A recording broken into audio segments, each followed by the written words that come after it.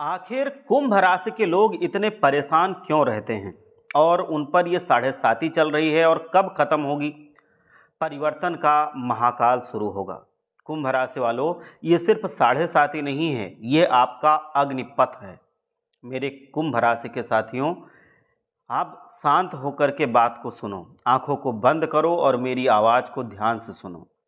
मैं तुम्हें कुछ ऐसा बताने आया हूँ जो शायद तुम्हें परेशान करे, थोड़ा सा बेचैन करे, पर यकीन मानो ये परेशानी ही परम शांति का पहला कदम है। अगर इन बातों को समझ लिया, ये कड़वी दवाई जैसे होती है, इसको पी गए तो फिर फायदा भी बहुत होगा। क्या महसूस कर रहे हो? क्या ये धरती के नीचे छिपा कोई अज्ञान कंपन है? क्या ये तुम्हारे भीतर का तूफान है जो अब तक शांत था पर अब उठ खड़ा हुआ है? मैं जानता हूँ तुम थक चुके हो, टूट चुके हो और शायद हार भी मान चुके हो, लेकिन हार नहीं माननी है। तुम्हारे मन में एक ही सवाल आ रहा है जो एक भयंकर आग की तरह जल रहा है अंदर। आखिर क्यों क्यों हम कुंभ राशि के लोग ही इतने परेशान रहते हैं? तो मैं बता दूं कि ये सिर्फ एक ज्योतिषीय सवाल नहीं है, ये आत्मा की एक पुकार है।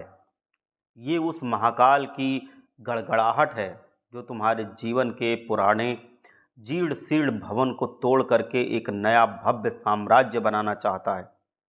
और तुम उस मलबे में खड़े होकर हैरान हो कि तुम्हारा घर क्यों टूटा। साढ़े साती, ये नाम सुनते ही तुम्हारे रोंगटे खड़े हो जाते हैं। एक कालखंड जिसने तुम्हारे जीवन के हर मधुर रस को निचोड़ लिया, जिसने तुम्हें जमीन पर पटक दिया, धूल चटा दी, और अब तुम सोचते हो कि क्या ये न्याय है, क्या ये ईश्वर की करनी है? हाँ, यह न्याय ही है, पर उस परमपिता का नहीं, बल्कि कर्म फलदाता देवाधिदेव महादेव के शिष्य, धीमी चाल चलने वाले पर सबसे न्यायप्रिय शनिदेव महाराज का। सुनो कुंभ राशि के जातकों, तुम राशि चक्र की 11वीं पायदान पर खड़े हो। तुम कोई सामान्य राशि नहीं हो, तुम घड़े का प्रतीक हो। 11 वैसे ही शुभ होता है। कुंभ और घड़े का क्या होता है? ग्रहण करना, ज्ञान, दुख, सुख, सेवा और त्याग। तुम्हारा हृदय इतना कोमल, इतना विशाल है कि तुम दूसरों के दुखों को भी अपने भीतर भर लेते हो। घड़े में जैसे पानी भर जाता है। तुम परोपकार की मूरत हो। तुम सब साथ छोड़ देते हैं। तुम अडिग खड़े रहते हो, तुम किसी का साथ नहीं छोड़ते। तुम सच्चे इंसानियत के प्रतीक हो। पर यही तुम्हारी सबसे बड़ी कमजोरी बन चुकी है, ये तुम्हें नहीं पता। तुम दूसरों के लिए इतना जीते रहे हो कि स्वयं के लिए जीना भूल गए हो। तुमने अपना घड़ा खाली करके दूसरों के लिए भर दिया है। तुमने अपने दीपक को बुझा करके दूसरों की राह में रोशनी पैदा कर दी है। और जब तुम्हारा अपना घर अंधेरे में डूब गया है, तो कोई भी दीपक लेकर के तुम्हारे पास नहीं आया। ये साढ़े साती, ये शनिदेव की विशेष दृष्टि इसीलिए आई है, ये तुम्हें दंड देने नहीं आई है, ये तुम्हें जगाने आई है। तुम कहोगे कि गुरुदेव, जब ये जनवरी 2020 से शुरू हुआ, उसने हमें क्या क्या दिया, क्या क्या छीन लिया? तो याद करो, मति भ्रम। तुम्हारे निर्णय गलत होते गए, जैसे मन पर किसी ने पर्दा डाल दिया हो।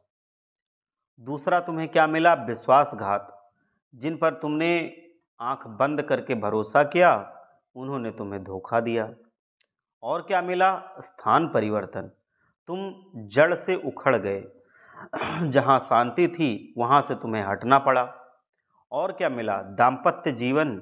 घर में क्लेश का वातावरण बना, प्रेम की जगह तकरार होने लगी, मियाँ बीवी में झगड़े लड़ाई होने लगे।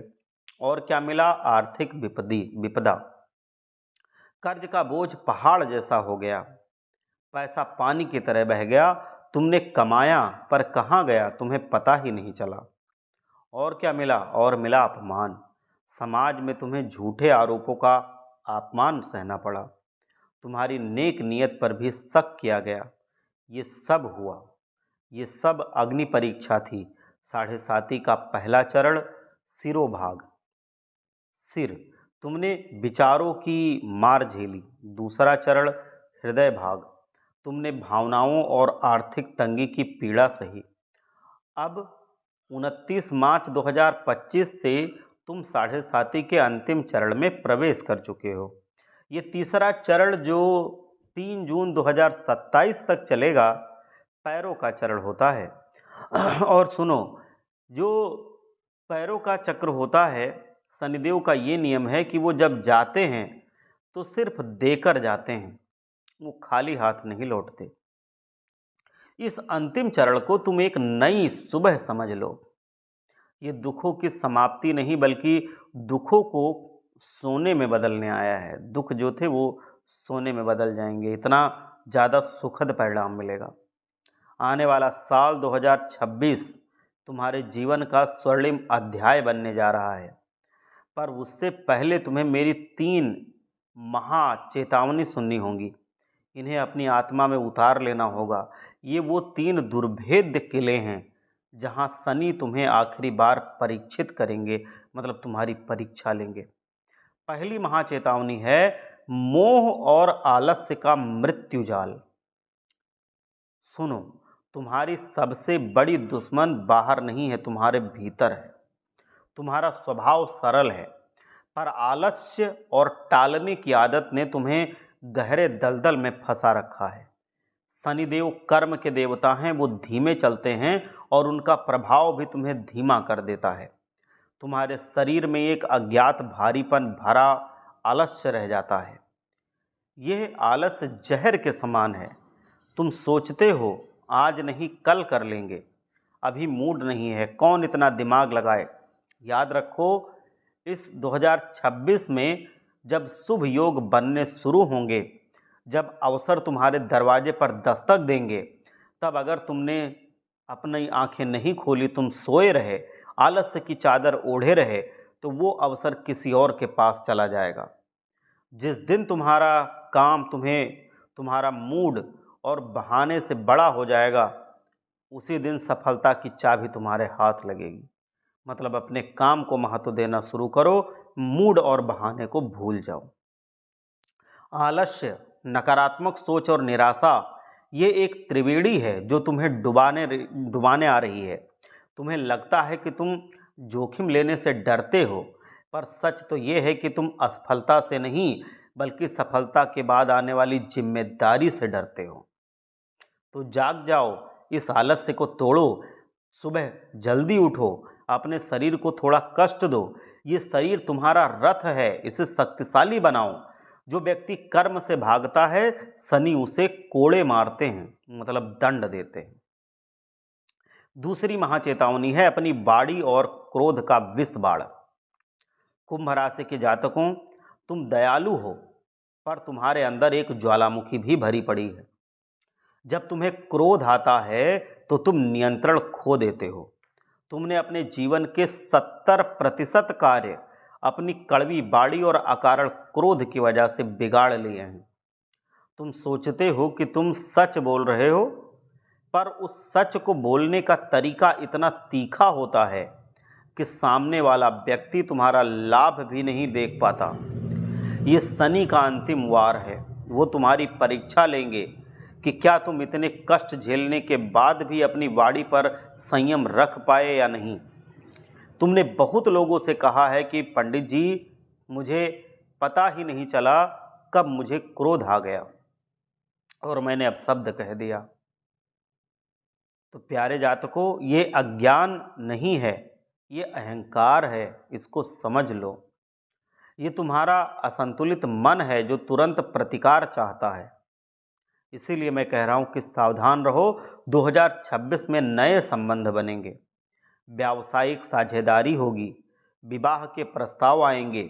एक अशुभ शब्द तुम्हारे स्वर्णिम भविष्य के दरवाजे को हमेशा हमेशा के लिए बंद कर देगा। तुम मधुर बनो, वाणी में शहद भरो। सोचो कि बोलने से पहले अगर तुम उस व्यक्ति की जगह होते तो तुम्हें कैसा लगता अगर वो तुम्हें वैसा बोलता। माफ़ी मांगना सीखो। विनम्रता ही शनि का सबसे बड़ा आभूषण है। आज से कसम खाओ, क्रोध नहीं करना है, करुणा करनी है, दया करनी है, प्रेम करना है, मित्रता करनी है, कटुता नहीं रखनी है, मधुरता रखनी है। तीसरी महाचेतावनी, स्वयं को नजरअंदाज करने का पाप। ये तुम्हारी सबसे बड़ी और मौलिक गलती है। तुम दुनिया की सुनते हो पर अपने आत्मा की नहीं सुनते। तुम दूसरों की खुशियां पूरी करते हो पर अपनी इच्छाओं का गला घोंट देते हो। तुम अपने स्वयं के निर्णय लेने से डरते हो। क्या तुम्हें याद है साढ़े साती के पहले चरण में क्या हुआ? तुमने लोगों की बातों पर काम किया और तुम असफल हो गए। तुमने दूसरों की सलाह पर पैसा लगाया और नुकसान किसने उठाया? तुमने उठाया। तुमने ही सारे नुकसान उठाए। क्यों?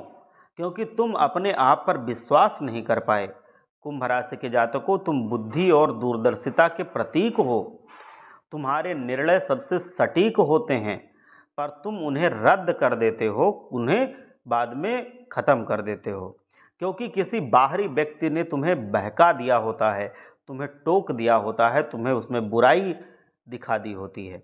तुमने अपने मन को विचारों का कूड़ादान बना दिया है, जहां हर कोई आकर अपना कूड़ा फेंक करके चला जाता है। अब बस ये समय और स्वार्थ को आत्मसम्मान में बदलने का है। किसी के कहने, बताने और बहकावे में आकर के बिल्कुल भी कोई काम मत कीजिए। अब स्वयं के द्वारा लिया गया निर्णय ही आपके लिए शुभ साबित होगा। इस बात को अपने दिमाग में बैठा लीजिए। तुम्हें स्वार्थी नहीं बनना है, पर तुम्हें आत्म केंद्रित बनना है। एक लक्ष्य साधो और फिर उस लक्ष्य के लिए जी जान लगा दो, पूरी ताकत झोंक दो। बार बार कार्य या लक्ष्य मत बदलो। ये चंचलता तुम्हें कहीं का नहीं छोड़ेगी। याद रखो, तुम अद्वितीय हो, तुम्हारी तुलना किसी से नहीं है। तुम ईश्वर की सर्वश्रेष्ठ रचना हो। तुम अपनी जिंदगी के मालिक हो। किसी और को अपनी डोर मत थमाओ। ये शनि का अंतिम पाठ है, आत्मनिर्भरता। उजाले की ये यात्रा शुरू होगी अब तुम्हारा स्वर्णिम समय आएगा 2026 में। अगर तुमने इन 3 चेतावनियों को अपने जीवन में उतार लिया जो मैंने बताई हैं, तो सुन लो, महाकाल तुम्हारे लिए स्वर्ग के दरवाजे खोलने जा रहा है। और 2026 एक साल नहीं होगा, ये तुम्हारे पुनर्जन्म का वर्ष होगा। शनिदेव अपना कर्ज चुकाएंगे। उन्होंने जो कुछ भी तुमसे छीना है, मान सम्मान, धन, सुख, शांति, वो सब तुम्हें ब्याज सहित लौटाएंगे। तुम्हारे जीवन में क्या क्या होने वाला है, इस पर ध्यान दो। व्यक्तित्व का निखार होगा। तुम्हारा आत्मविश्वास आसमान छुएगा। तुम सही निर्णय लोगे। तुम्हारे अंदर उत्साह की स्फूर्ति का एक ऐसा संचार होगा कि तुम पहाड़ों को भी हिला दोगे। धन और समृद्धि, आर्थिक स्थिति मजबूत होगी। कर्ज का बोझ खत्म होगा। एक जगह से नहीं बल्कि कई माध्यमों से धन लाभ होगा। तुम्हारा बैंक बैलेंस बढ़ेगा। रुका हुआ कारोबार दौड़ेगा। संबंधों में मधुरता, वैवाहिक जीवन में जो गलतफहमियां थीं वो सब दूर हो जाएंगी। घर में सुख शांति का वातावरण बनेगा। परिवार में एकता वापस आएगी। विवाह योग्य जातकों के लिए शुभ प्रस्ताव आएंगे। भाग्य का साथ मिलेगा। तुम्हें लगेगा कि जैसे हर कार्य अपने आप से बन रहा है। तुम्हें अपनी मेहनत का पूरा पूरा फल मिलेगा। ये सब निश्चित है, पर सिर्फ उन्हीं के लिए जो कर्म करेंगे। मेरे प्यारे कुंभ राशि के जातकों, साढ़े साती को श्राप मत समझो। ये तुम्हारे जीवन का सबसे कठिन प्रशिक्षण है। ये परीक्षा थी कि क्या तुम विपरीत परिस्थितियों में भी ईमानदार, दयालु और कर्मठ रह सकते हो। तुमने ये परीक्षा पास कर ली है। अब विजय तुम्हारी होगी। याद रखो, भगवान ने तुम्हारे लिए सब कुछ पहले से रच रखा है। ये दुनिया, ये धन, ये सुख सब तुम्हारे लिए है, पर ये तुम्हें हाथ पर हाथ रखकर बैठने से नहीं मिलेगा। तुम्हें उठना होगा, तुम्हें चलना होगा, तुम्हें दौड़ना होगा। तुम्हारा कर्म ही तुम्हारा धर्म है। घबराओ नहीं। जब अंधेरी रात सबसे घनी होती है तो समझ लेना चाहिए कि सुबह भी आसपास ही होती है। तो घबराना नहीं है। रात कितनी भी अंधेरी क्यों ना हो, कुछ भी क्यों ना दिख रहा हो, लेकिन ये तो निश्चित है ना कि रात खत्म तो होगी, उसके बाद सुबह तो होगी। सूर्य भगवान आएंगे, अपनी रोशनी से पूरा आपका जीवन भर देंगे। तुम उस अंतिम मोड़ पर खड़े हो जहाँ से सिर्फ रोशनी आनी बाकी है, और तुम अकेले नहीं हो। अगर तुम डरते हो तो शिव जी की शरण में जाओ, महामृत्युंजय मंत्र का जाप करो, गरीबों की सेवा करो, हनुमान जी की पूजा करो, दान करो। ये सारे दिव्य उपाय तुम्हें शनिदेव के शुभ आशीर्वाद का पात्र बना देंगे। तो इसीलिए मैं अभी भी कह रहा हूँ कि अब उठ जाओ, जाग जाओ। तुम्हारा सोना तपने के बाद अब कुंदन बन चुका है। जाओ और इस तपे हुए सोने से अपने जीवन का महा उत्सव मनाओ। एक ऐसा आभूषण बनाओ उस तपे हुए सोने से कि जिसको जब तुम पहन लो तो सारी दुनिया तुम्हारी तरफ देखने के लिए मजबूर हो जाए, तुम्हारी वाहवाही करने के लिए मजबूर हो जाए। मतलब मेरा ये है इस उदाहरण से कि शनिदेव ने तुम्हें प्रशिक्षण दे के, साढ़े साती के दौरान तुम्हारी परीक्षा लेके तुमको इतना मजबूत और इतना आत्मबली बना दिया है कि अब तुम कोई भी सफलता अपनी मेहनत से हासिल कर सकते हो। बस अपने लक्ष्य से ध्यान मत भटकाना, बस अपने लक्ष्य को कभी भूलना मत। लक्ष्य को ध्यान में रख के मेहनत से जितने काम कर सकते हो उतना काम करते रहना। मेहनत से जी मत चुराना। आलस्य, डर, जलन, ईर्ष्या, कोई गलत भावना, हीन भावना, ये सब दिमाग से निकाल करके और अपने जीवन को आगे बढ़ाते हुए हमेशा धर्म के मार्ग पर चलते हुए कर्म करते रहो। तभी देखोगे कि जीवन तुम्हारा बढ़ता जाएगा, खुशहालियाँ आती जाएंगी और तुम्हारे जीवन में अब कुछ भी गलत नहीं होगा, सब अच्छा ही अच्छा होगा। इतना करते जाओ। एक बात और है कि शनिदेव महाराज, क्योंकि उनके साढ़े साती चल ही रही है, तो उनको प्रसन्न रखना अति आवश्यक है। शनिदेव महाराज सबसे ज़्यादा कब प्रसन्न होते हैं? जब कोई जातक गरीबों की मदद करता है। जो बहुत गरीब हैं, जो बहुत लाचार हैं, जो असहाय हैं, जितनी हो सके उतनी उनकी मदद करो। हर तरह से मदद करो। थोड़े रुपए पैसे से मदद करो, शारीरिक मदद करो, कपड़े लत्ते दे करके मदद करो, भोजन करा के मदद करो। कोई गरीब बहुत बीमार है उसकी दवा करा करके मदद करो। जिससे शनिदेव जी महाराज बहुत प्रसन्न होते हैं। दूसरी चीज है, शनिदेव जी महाराज को काला कुत्ता अति प्रिय है। तो अगर शनिवार को आप काले कुत्ते को भोजन कराते हैं, सबसे अच्छा रहेगा कि आप सरसों का तेल रोटी पर लगा के उसमें गुड़ रख करके काले कुत्ते को खिला दें। इससे शनिदेव जी महाराज बहुत प्रसन्न होते हैं। अगली जो चीज़ है वो है, शनिवार और मंगलवार को आप शनिदेव जी के मंदिर जाएं।